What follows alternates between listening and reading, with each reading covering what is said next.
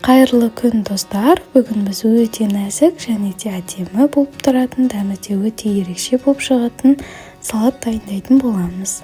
Алдымен каналыма тіркеліп кетуді ұмытпаңыздар. Бізге осындай микс салат керек болады, және де суға піскен свекло, және де бір үлкен апельсин, творожный сыр, және де чили сладкий соусы қажет болады.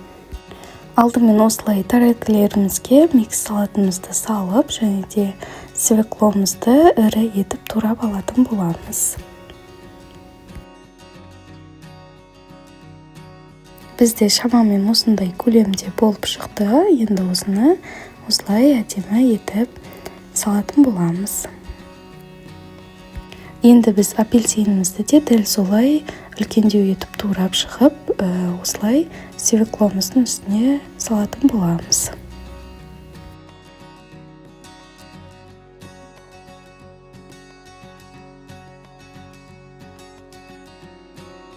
Енді біз соусымызды зигзаг ретінде құйып шығамыз, және де үстіне безендіріп творожный сырымызды салып шығатын боламыз.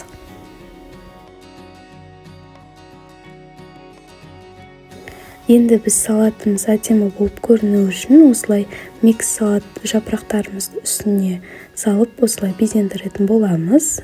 Салатымыз дайын, өте дәмді және де ең оңай жасалатын салаттардың бірі.